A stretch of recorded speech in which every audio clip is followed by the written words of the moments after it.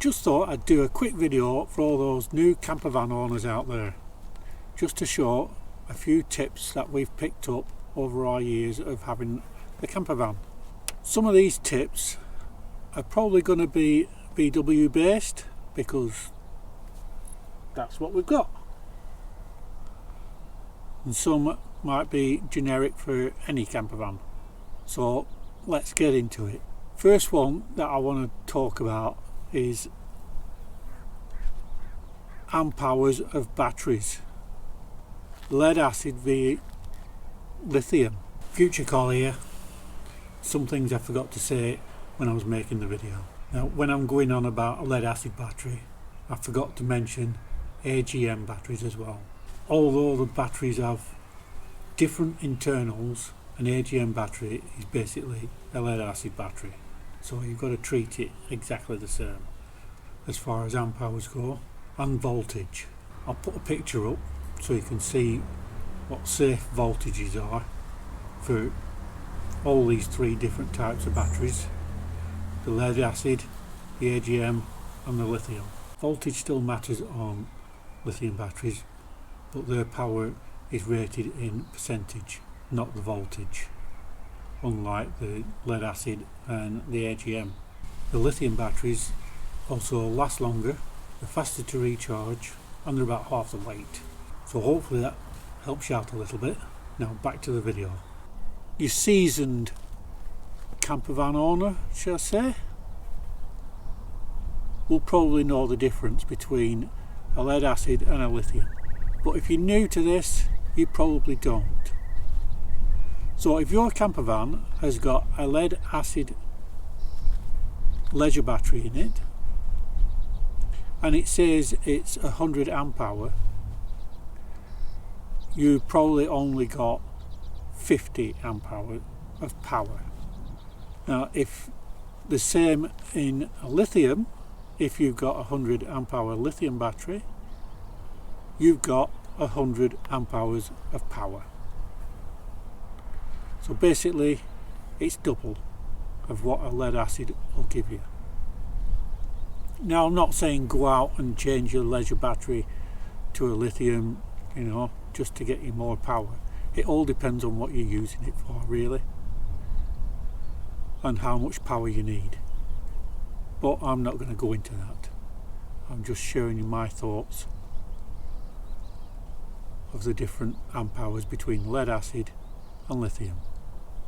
Another tip for you is, if you're on a campsite and you're on electric hookup,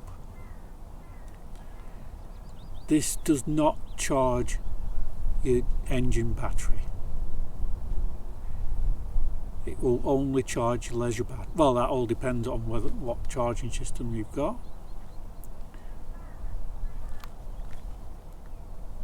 Mostly it will give you 230 volts, so you can plug your kettle in and any other little household luxuries you like to take with you when you're going camping, or think you might need when you're going camping. Right, I'll just touch on another note when you're on the electrics. If you've come up to your campsite, setting it all up, and you've left your key in your ignition without turning it off or taking it out. In modern vans, this doesn't switch the van off. Yeah, it stops the engine running, but it doesn't switch the van off. So all the van systems that are running in the background are still running. So if it has daytime lights, they're still running, which all means that over time it's running your vehicle battery down. So if you've got your doors open and you've got your interior lights on, every time you open your door, your interior light comes on. Or if you're listening to your radio and you've got to have your ignition on, all these run your vehicle battery down. They don't run off your leisure battery. It's something to be careful of, because there's quite a few people out there that do this, and then they've been away for a few days on a campsite thinking that because they're on hookup everything's okay, but they've been using the radio, opening and shutting the doors, lights coming on and off, and then they've come to start the van and their engine battery's flat. I'll also put a link up here to an accessories essentials video that I made just in case this happens. There's a little item in that video that you can take with you, and that'd sort that problem out. So that's just one to note. Don't use your radio if your interior lights have got a button to switch them off, because that's what I've done in mine. When I open the doors, the interior lights don't come on because it drains the battery. Now, some of you out there might not know that your camper van has a weight limit. Most are probably 3 ton. Volkswagens, on the other hand, like your Transporter, have 3 different weight limits. You have a 2.8 ton, a 3 ton and a 3.2 ton. Now, to look at the van, you would never notice a difference, but it will say in your specifications on the van what type it is. Mine is a 3.2 ton, so it's a T32. So if you've got a T28 or a T30, that is a 2.8 ton and a 3 ton. Now the 2.8 ton ones, if you've got a fully converted camper van, you're probably very close to your weight limit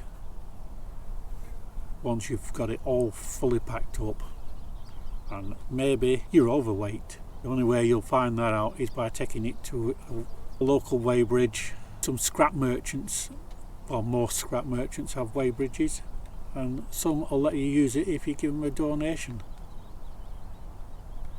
I know our local one does, which I check ours every so often just to make sure it's not overweight.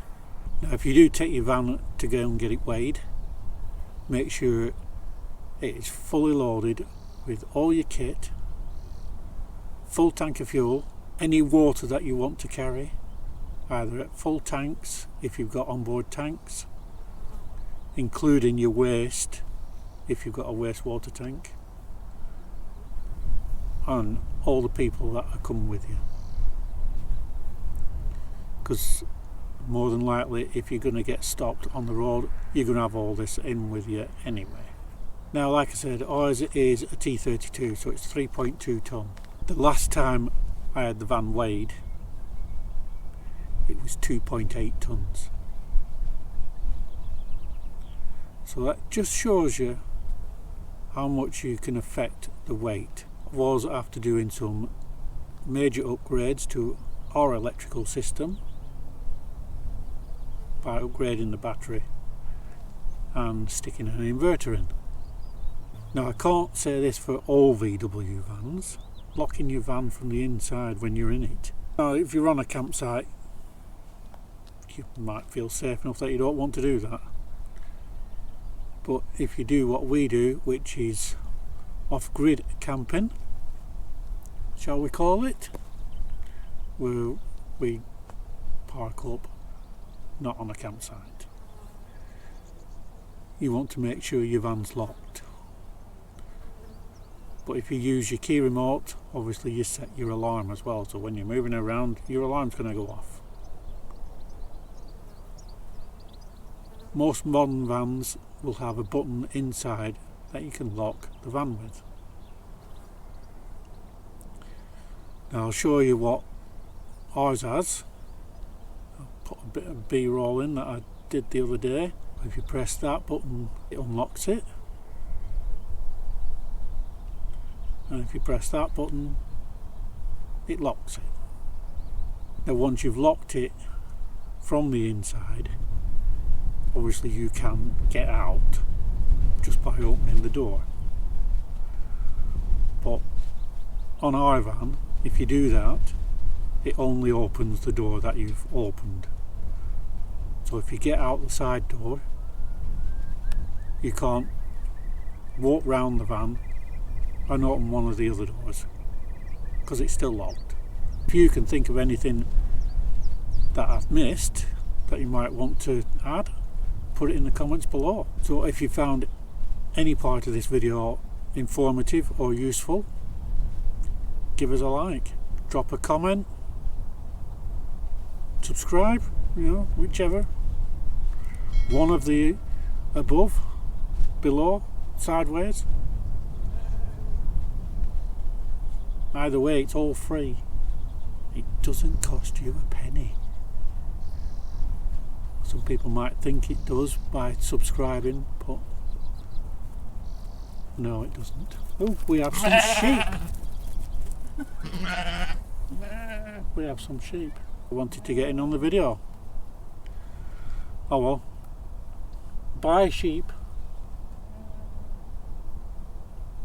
They're not going on the video. So, see you later.